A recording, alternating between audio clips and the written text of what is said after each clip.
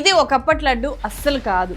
అప్పటి టేస్ట్ ఇప్పుడు అస్సలు లేదు. తిరుమల లడ్డు రుచి మొత్తం పోయింది. ఇంతకుముందు లడ్డు తీసుకెళ్తే ఫ్రిడ్జ్ లేకపోయినా కూడా 1 మంత్ ఉండేది, 1 మంత్ నిల్వ ఉండేది, 1 నెల ఉండేది. గత కొంతకాలంగా నేను రెగ్యులర్గా వస్తున్నాను కాబట్టి ఖచ్చితంగా చెప్పగలను, గత 5 సంవత్సరాలుగా లడ్డు అసలు తీసుకెళ్తే ఎవరికైనా ఇద్దామంటే కూడా అది 2-3 ఇక్కడ తీసుకెళ్ళిన తర్వాత 3 రోజులకో 4 రోజులకో ఇంటికి వెళ్తాము. అప్పటికే పాడైపోయినట్టుగా అనిపించి వెంటనే ఇచ్చినా కూడా పాపం వాళ్ళు కూడా ఏమిటి ఇలా ఉందనేటువంటి పరిస్థితి కళ్ళకద్దుకొని మహాప్రసాదంగా తినేవారండి. మహాప్రసాదం కల్తీ అంటే మరి ఏమంటండి?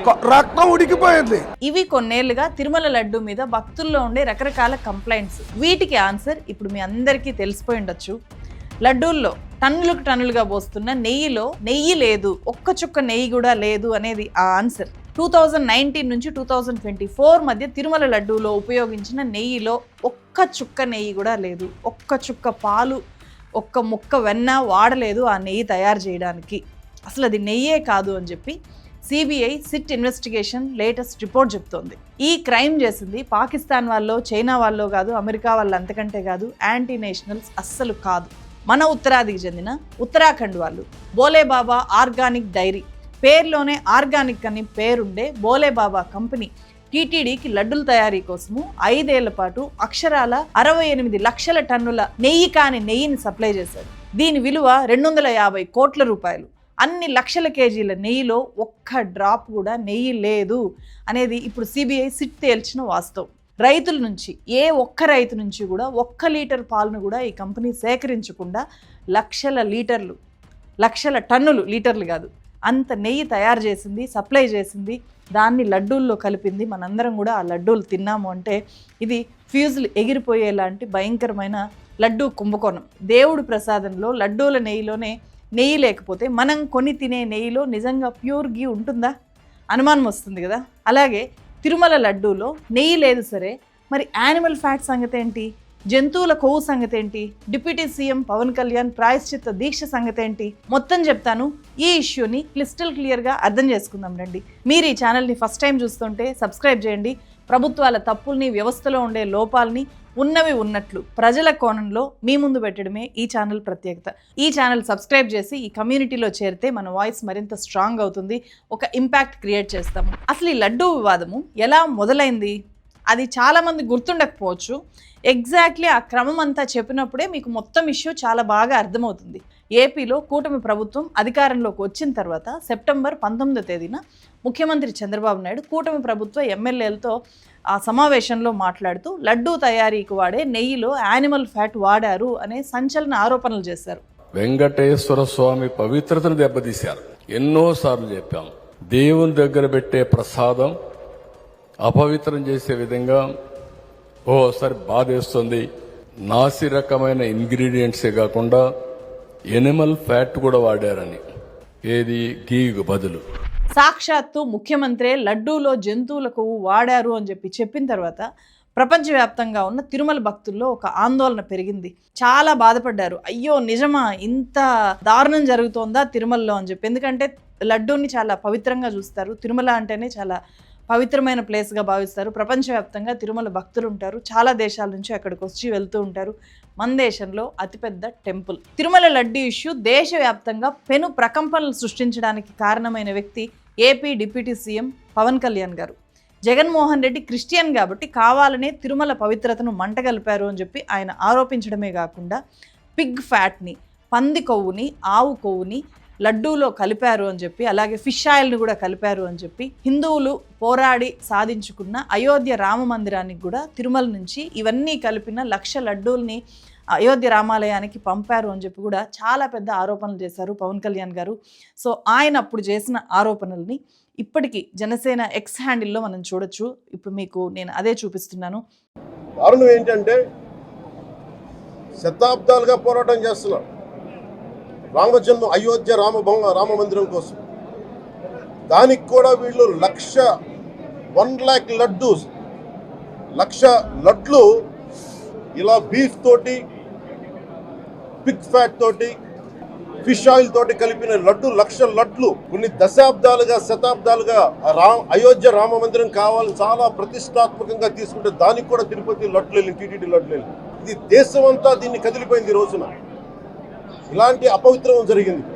అలాగే ఈ ఆరోపణల్ని నార్త్ ఇండియా వాళ్ళకి, నార్త్ పీపుల్కి అందరికీ కూడా, తిరుమల భక్తులు ఎక్కడున్నా వాళ్ళందరికీ ఇవి తెలియాలి అని చెప్పి పవన్ కళ్యాణ్ గారు మాట్లాడిన విషయాల్ని హిందీలోకి ట్రాన్స్లేట్ చేసి కూడా ప్రచారం చేశారు. పవన్ కళ్యాణ్ గారు పూర్తి సనాతనవాదిగా మారడానికి కారణమైన ఇష్యూ కూడా ఇదే.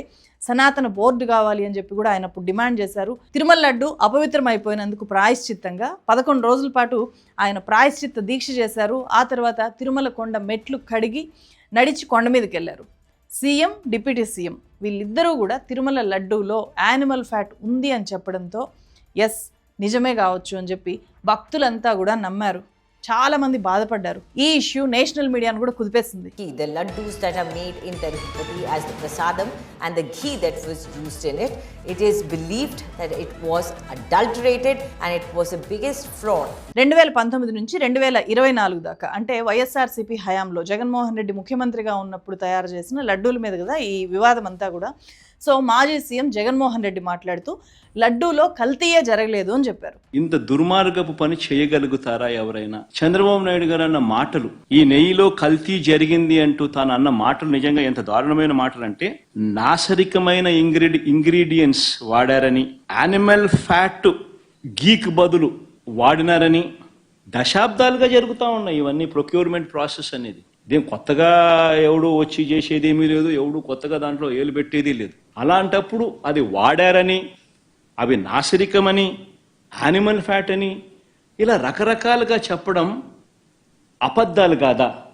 NABL రిపోర్ట్ తర్వాత 3 సార్లు చెక్ చేసిన తర్వాతే కదా నెయ్యిని లడ్డూల కోసం వాడతారు. అలాంటి చెక్స్ జరుగుతూ ఉన్నప్పుడు అసలు కల్తీకి అవకాశమే లేదు అని చెప్పి ఆయన చెప్పారు. అంతేకాకుండా ఇలాంటి క్వాలిటీ చెక్స్ టీడీపీ హయాంలో 14 to 15 times చంద్రబాబు నాయుడు గారి హయాంలో రిజెక్ట్ కూడా చేశారు ఈ మాదిరిగా. మన హయాంలో వైఎస్ఆర్సీపీ హయాంలో కూడా 18 సార్లు ఇది ఇలా రిజెక్ట్ చేసినారు, 18 times. భక్తుల మనోభావాలు దెబ్బతీసేలాగా చంద్రబాబు నాయుడు అబద్ధాలు ప్రచారం చేస్తున్నారు అనేది జగన్మోహన్ రెడ్డి ఈ ఇష్యూ మీద ప్రెస్ మీట్ పెట్టి చెప్పిన విషయం. ఇలా లడ్డూ వివాదం పెద్ద రాజకీయ దుమారంగా మారడంతో ఏపీలో చంద్రబాబు నాయుడు ప్రభుత్వం సిట్ ఏర్పాటు చేసింది దీని మీద విచారణకు. సో ఆ సిట్ మీద నమ్మకం లేక దాన్ని వ్యతిరేకిస్తూ రిటైర్డ్ సుప్రీంకోర్టు జడ్జి ఆధ్వర్యంలో లేకపోతే రిటైర్డ్ హైకోర్టు జడ్జీల ఆధ్వర్యంలో పూర్తి స్థాయిలో ఈ ఇష్యూ మీద దర్యాప్తు చేయించాలి అని చెప్పి వైఎస్ఆర్సీపీ రాజ్యసభ ఎంపీ టీటీడీ మాజీ చైర్మన్ వైవి సుబ్బారెడ్డి, ఎందుకంటే ఆయన ఆధ్వర్యంలోనే ఇదంతా జరిగింది అనేవి కదా ఆరోపణలు. సో ఆయనే స్వయంగా సుప్రీంకోర్టులో పిటిషన్ వేశారు. ఆయనతో పాటు బీజేపీ మాజీ ఎంపీ సుబ్రహ్మణ్య స్వామి సహా ఇంకొక ఇద్దరు కూడా సుప్రీంకోర్టులో పిటిషన్ వేశారు. అలా ఈ లడ్డూ వ్యవహారం సుప్రీంకోర్టుకి వెళ్ళింది.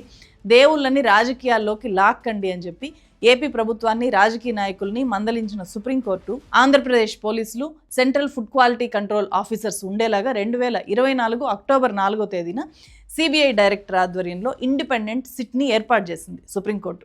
అప్పటి నుంచి ఈ కేసు దర్యాప్తు చేసిన సిబిఐ ఇండిపెండెంట్ సిట్టు జూన్లో సీల్డ్ కవర్లో సుప్రీంకోర్టుకు నివేదిక ఇచ్చింది. ఆ సిట్ నివేదికను సిబిఐ ఈ మధ్య నెల్లూరు కోర్టుకు ఈ కేసులో భాగంగా సబ్మిట్ చేసింది. అలా సిట్ ఇన్వెస్టిగేషన్లో బయటకు వచ్చిన సంచలన విషయాలన్నీ కూడా ఇప్పుడు చర్చలోకి వచ్చాయి. 5 ఏళ్ల పాటు లడ్డూల కోసం టీటీడీకి సప్లై చేసిన నెయ్యి మొత్తం కూడా కల్తీ నెయ్యే అని చెప్పి ఈ ఇండిపెండెంట్ సిట్ రిపోర్ట్ తేల్చి చెప్పింది. కల్తీ నెయ్యి అంటే జంతువుల కొవ్వు కలిపి చేశారంటే కాదు. సో ఏపీ ముఖ్యమంత్రి చంద్రబాబు నాయుడు, ఏపీ ఉప ముఖ్యమంత్రి పవన్ కళ్యాణ్ ఆరోపణలు చేసినట్టు తిరుమల లడ్డూలో యానిమల్ ఫ్యాట్ కలపలేదు, కానీ అసలు అది నెయ్యే కాకుండా నెయ్యిని తయారు చేశారు కృత్రిమంగా.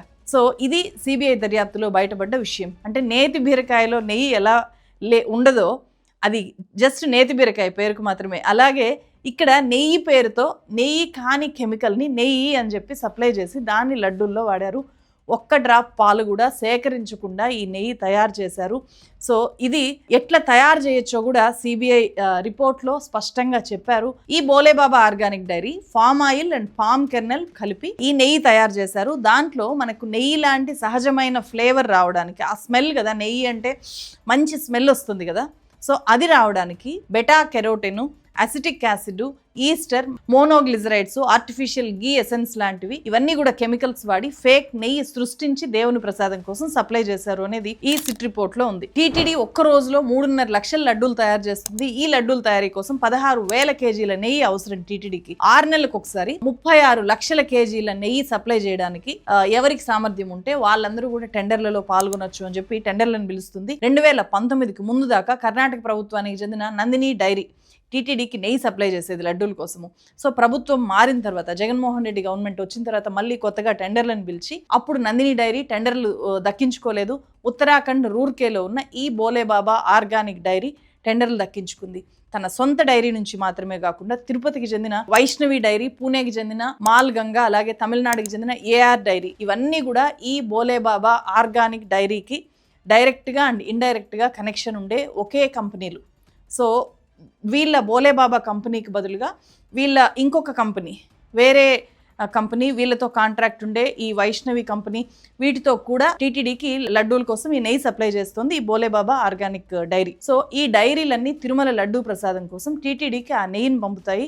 అంటే అన్ని డైరీలకు సప్లై అయింది ఫేక్ నెయ్యే. అదంతా కూడా దాని సృష్టికర్త ఈ బోలేబాబా ఆర్గానిక్ డైరీ. సో ఈ బోలేబాబా కంపెనీ పాలు వెన్న లేకుండా నెయ్యి తయారు చేసింది అని చెప్పి సిట్ విచారణలో తేల్చింది. అది ఎలా తెలిసింది అంటే ఈ Bhole Baba company promoters Pomil Jain and Vipin Jain వాళ్ళ పేర్లు ఉత్తరాఖండ్ భగవాన్పూర్లో ఒక ఫేక్ గీ యూనిట్ని వాళ్ళు స్టార్ట్ చేసి రైతుల దగ్గర నుంచి మేము పాలను సేకరించాము అనేలాగా దొంగ బిల్లుల్ని, పాల బిల్లులు కూడా సబ్మిట్ చేయాల్సి వస్తుంది ఈ టెండర్లు దక్కించుకునే ఈ క్రమంలో, ఈ ప్రొసీజర్లో భాగంగా. సో ఇది పెద్ద ఎత్తున లక్షల టన్నులు సప్లై చేయాలి కాబట్టి అన్ని వెరిఫై చేసే టెండర్లు ఫైనల్గా కేటాయిస్తారు. అట్లాంటప్పుడు మేము పలానా రైతుల దగ్గర నుంచి మేము పాలు సేకరించి నెయ్యి తయారు చేస్తున్నాము అని చెప్పి అన్ని ఫేక్ బిల్లుల్ని వీళ్ళు క్రియేట్ చేశారు. ఆ బిల్లుల ద్వారా సిబిఐ సిట్టు ఈ బిల్లులు ఉన్నాయి కదా అని చెప్పి ఆ రైతుల్ని ఇది వెరిఫై చేయడానికి, ఆ రైతుల్ని అప్రోచ్ అవ్వడానికి ట్రై చేస్తే ఒక్క పాల చుక్క కూడా వాళ్ళ దగ్గర నుంచి కొనలేదు అని చెప్పి తేలింది. ఈ promoters Pomil Jain and Vipul Jain Harsh fresh అని ఇంకో కంపెనీని కూడా ఏర్పాటు చేశారు. ఢిల్లీకి చెందిన బడ్జెస్ అనే కంపెనీ నుంచి భారీగా పామాయిల్ కొన్నారు. సో వీళ్ళ కంపెనీ నుంచి కాకుండా వేరే కంపెనీ ఏర్పాటు చేసి దాని ద్వారా పామాయిల్ కొన్నారు. సో ఈ కంపెనీ మలేషియా నుంచి భారీగా పామాయిల్ని ఇంపోర్ట్ చేసుకుంది. నెయ్యి తయారు చేసే కంపెనీకి పామాయిల్తో ఏంటి పని? ఈ అనుమానం రాకుండానే వేరే కంపెనీ పెట్టి దాని ద్వారా పామాయిల్ ఇంపోర్ట్ చేసుకున్నారు మలేషియా నుంచి. ఎందుకంటే లడ్డూలో ఉన్నది మొత్తం పామాయిల్ కాబట్టి, దానికి పామాయిల్ కావాలి కాబట్టి వీళ్ళు లక్షల టన్నుల పామాయిల్ దిగుమతి చేసుకొని దాంతో నెయ్యి పేరుతో పామాయిల్ని లడ్డూల కోసం సప్లై చేశారు వీళ్ళు. ఇక్కడ మనకు ఒక డౌట్ వస్తుంది, టీటీడీకి నెయ్యి సప్లై చేసేటప్పుడు అక్కడ క్వాలిటీ చెక్స్ ఖచ్చితంగా చేస్తారు కదా, చెక్ చేసిన తర్వాతనే ఆ నెయ్యిని ప్రసాదానికి పంపిస్తారు కదా అనేది మనకు డౌట్ వస్తుంది కదా. టీటీడీ నెయ్యి పరీక్షల కోసం ఆర్ఎం వాల్యూని టెస్ట్ చేస్తారు. నెయ్యి ఎంత స్వచ్ఛమైందో చెప్పే ఒక టెస్ట్ ఇది. ఈ ఆర్ఎం వాల్యూ 26 కంటే తక్కువ ఉంటే ఆ నెయ్యిని టీటీడీ వాడదు. బోలేబాబా కంపెనీకి ఇది బాగా తెలుసు. అందుకే ఈ ఆర్ఎం వాల్యూని మెయింటైన్ చేయడానికి యాక్టిక్ యాసిడ్ ఈస్టర్స్ని వాడి ఆర్ఎం వాల్యూని బూస్టప్ చేసుకుంటోంది అని చెప్పి కూడా సిట్ తన రిపోర్ట్లో స్పష్టంగా చెప్పింది. ఈ కల్తీ నెయ్యిలో ప్రమాదకరమైన మోనోగ్లిజరైడ్స్ని అధిక మొత్తంలో వాడారు అని కూడా సిట్ రిపోర్ట్ చెప్తోంది. అంతేకాదు నిజానికి కల్తీ నెయ్యి వ్యవహారం 2022లోనే బయటకు వచ్చింది, 2022లోనే. కానీ ఈ బోలేబాబా కంపెనీ లంచాలు ఇచ్చి మేనేజ్ చేసింది అప్పటి గవర్నమెంట్లో ఉండే వాళ్ళని అని చెప్పి ఈ రిపోర్ట్ చెప్తోంది. అప్పట్లో టీటీడీ చైర్మన్ జగన్మోహన్ రెడ్డికి చాలా దగ్గర బంధువైన వైవి సుబ్బారెడ్డి సో నెయ్యి స్వచ్ఛత మీద పరీక్షలకు పంపిస్తే అది కల్తీ నెయ్యి, వెజిటబుల్స్ ఆయిల్స్తో తయారు చేసిన నెయ్యి, పాలు కాదు అనే విషయము అప్పుడే తేలింది అని చెప్పి కూడా ఈ రిపోర్ట్ చెప్తుంది. అలాంటప్పుడు ఆ నెయ్యిని తిరిగి పంపించాలి కదా. కానీ వైవి సుబ్బారెడ్డి తిరిగి పంపించడానికి లేకపోతే ఈ బోలేబాబా కంపెనీతో కాంట్రాక్ట్స్ క్యాన్సిల్ చేసుకోవడానికి ఆదేశించలేదు. 2024 వరకు అదే నెయ్యి వాడడానికి అనుమతిచ్చారు. వైవి సుబ్బారెడ్డి పర్సనల్ సెక్రటరీ చిన్న అప్పన్నరెడ్డికి బోలేబాబా కంపెనీ డైరెక్టర్స్ నుంచి 50 లక్షలు లంచంగా వెళ్ళింది అని చెప్పి గుర్తించి ఇప్పుడు ఆ చిన్న అప్పన్నరెడ్డిని అరెస్ట్ చేశారు. ఆ అరెస్ట్ తర్వాత వైవి సుబ్బారెడ్డిని నవంబర్ 13వ తేదీన ఈ సిట్ విచారణకు పిలిచింది. కానీ ఆయన ఏవో కారణాలు చెప్పి వెళ్ళలేదు. బహుశా ఈ వీడియో రికార్డ్ అయిన తర్వాతనో ఆ తర్వాత రోజునో ఆయన విచారణకి వెళ్ళే అవకాశం ఉంది. సో ఆ తర్వాత ఆయన్ని అరెస్ట్ చేస్తారు అనే ఊహాగానాలు కూడా ఉన్నాయి. ఇప్పుడున్న గవర్నమెంట్లో అంటే కూటమి ప్రభుత్వం ఏర్పడ్డ తర్వాత కూడా తిరుమల లడ్డూల కోసము కల్తీ నెయ్యిని వాడారు అనే విషయాన్ని కూడా ఇదే సిట్ రిపోర్ట్ చెప్తుంది. అంటే ఇది తెలిసి వాడలేదు, బట్ వాడేలాగా ఈ బోలేబాబా కంపెనీ ఇక్కడ మాల్ ప్రాక్టీస్ చేసింది. అది ఎలా అంటే ఫుడ్ సేఫ్టీ అధికారులు సిట్ టీము ఏఆర్ డైరీకి చెందిన దుండిగల్ ప్లాంట్, ఆ దుండిగల్ ప్లాంట్లో ఇన్వెస్టిగేషన్ చేస్తున్నప్పుడు వాళ్ళకు ఈ విషయం తెలిసింది అని చెప్పి సిట్ రిపోర్ట్ చేసింది. ఎలా తెలిసిందో కూడా చెప్పింది. కూటమి గవర్నమెంట్ ఫామ్ అయిన తర్వాత ఈ నెయ్యి ఇష్యూ బయటకు వచ్చింది కదా, దీంతో ఇమీడియట్గా పాత కాంట్రాక్టర్ ఎవరైతే ఈ బోలేబాబా డైరీ కంపెనీ సప్లై చేసిందో వాళ్ళు సప్లై చేసిన 4 నెయ్యి కంటైనర్స్ని దాంట్లో యానిమల్ ఫ్యాట్ ఉండొచ్చు అని చెప్పి అనుమానించి టీటీడీ అప్పుడు వాడకుండా తిప్పి పంపేసింది. అలా తిప్పి పంపిన నెయ్యి కంటైనర్స్కు ఎంత మోసమో అంటే జస్ట్ నెయ్యి కంటైనర్స్ రిటర్న్ వచ్చేసాయి కదా, లేబుల్స్ తీసేశారు. లేబుల్స్ మార్చేసి అదే నెయ్యిని వైష్ణవి డైరీ నెయ్యి ఇది అని చెప్పి తిరిగి 2024 ఆగస్టులో టీటీడీకి సప్లై చేసి దాన్ని డైరెక్ట్గా లడ్డూల్లో వాడారు. ఎందుకంటే బోలేబాబా కంపెనీనే ఈ వైష్ణవి కంపెనీకి కూడా నెయ్యి సప్లై చేస్తుంది. అలా అదే నెయ్యిని లడ్డూల కోసం వాడారు, ప్రసాదాలు చేశారు, భక్తులకి అది ఇచ్చారు. సో ఇలా కూటమి గవర్నమెంట్ వచ్చిన తర్వాత కూడా ఆగస్టులో కూడా ఈ బోలేబాబా కంపెనీ తయారు చేసిన ఈ ఫేక్ నెయ్యినే ఉపయోగించారు లడ్డూలకి అని చెప్పి సిట్ రిపోర్ట్ చెప్తుంది. ఇలా దొడ్డిదారిని వచ్చిన ఈ కల్తీ నెయ్యిని టీడీపీ యంత్రాంగం కానీ టీటీడీ యంత్రాంగం కానీ ఎవరు గుర్తుపట్టలేదు. గుర్తుపట్టనంతగా పగడ్బందీగా ఈ నెయ్యి స్కామ్ అంతా కూడా టీటీడీ చుట్టూ జరిగింది. మొత్తంగా ఈ ఇష్యూలో లంచాలు తీసుకుని ఫేక్ నెయ్యిని సప్లై చేసిన వాళ్ళను ఆధారాలతో అరెస్ట్ చేయడము అనేది ఇక్కడ సిట్ రిపోర్టు. సుప్రీంకోర్టుకు వెళ్ళి సిబిఐ ఇండిపెండెంట్ సిట్ని ఇప్పుడు దర్యాప్తులోకి దించడం ద్వారా ఇదంతా కూడా ఇప్పుడు బయటకు వస్తుంది. ఈ వివాదం వల్ల ఒక మేల్ జరిగింది, ఒక డ్యామేజ్ కూడా జరిగింది. మేల్ ఏంటి అంటే తిరుమల లడ్డూలో యానిమల్ ఫ్యాట్ ఉంది అనే ఒక భయంకరమైన ఆరోపణ బయటికి రాకపోయి ఉంటే ఈ ఇష్యూ సుప్రీంకోర్టు దాకా వెళ్ళేది కాదు. సుప్రీంకోర్టు దాకా వెళ్ళకపోయి ఉంటే ఇండిపెండెంట్గా సిట్ని వేసేది కాదేమో. సో అప్పుడు స్టేట్లో ఉండే సిట్ ఎలాంటి రిపోర్ట్ ఇచ్చేదో మనకు తెలిసేది కాదు. ఇంత డీటెయిల్డ్గా ఇచ్చేదో లేదో మనం చెప్పలేము. సో అలా ఆదేశించబట్టే అట్లీస్ట్ తిరుమల లడ్డూలో వాడిన నెయ్యే కాదు, జంతువుల కొవ్వు కూడా కాదు, ఈ రెండూ కాదు, నెయ్యి కాదు జంతువుల కొవ్వు కాదు, అదంతా కూడా పామ్ ఆయిల్ అండ్ కెమికల్స్ అని చెప్పి క్లియర్ కట్గా తేల్చి చెప్పింది. అలాగే ఇక్కడ జరిగిన నష్టం ఏంటి అంటే తిరుమల లడ్డు పవిత్రత మీద చాలా అనుమానాలు పెరిగాయి. యానిమల్ ఫ్యాట్ కలిసింది అనే ఇష్యూ భక్తుల మనోభావాల్ని విపరీతంగా దెబ్బతీసింది. ఇప్పటికైనా సరే లడ్డు క్వాలిటీని నిజాయితీగా మెయింటైన్ చేస్తున్నారే అనే అనుమానాలు ఇప్పటికీ పోవు. ఎందుకంటే అక్కడ ఎవరు అధికారంలో ఉన్నారు, ఎవరు నెయ్యి సప్లై చేస్తున్నారు, ఆ నెయ్యి సప్లై చేసే వ్యక్తి ఇక్కడుండే టీటీడీ చైర్మన్ని, టీటీడీ చైర్మన్ పిఎల్ని మేనేజ్ చేసి కూడా చాలా తేలిగ్గా కల్తీ నెయ్యిని లడ్డూల తయారీ కోసం పంపించేలాగా మన వ్యవస్థ ఉన్నప్పుడు భక్తులు ఎలా నమ్మాలి ఇప్పటికైనా సరే ప్యూర్ గీ సప్లై అవుతుంది అని చెప్పి? సో ఈ అనుమానాలు పెంచడానికి, భక్తుల మనోభావాలు దెబ్బతినడానికి ఈ ఇష్యూ అనేది కారణమైంది. ఆ రకంగా ఇది ఒక డ్యామేజ్ అనుకోవచ్చు. సో దేవుడు ప్రసాదం విషయంలోనే కల్తీకి వెనకాడట్లేదు అంటే 100 కోట్ల రూపాయలు వస్తోంది కాబట్టి ఈ స్థాయిలో ఫేక్ నెయ్యి తయారు చేసి, నెయ్యి అంటే చాలా కాస్ట్లీ కదా, దాన్ని చాలా తక్కువ ధరకే మనకి ఇప్పుడు మార్కెట్లో దొరుకుతోంది అంటే దాన్ని ఖచ్చితంగా మనం అనుమానించాలి.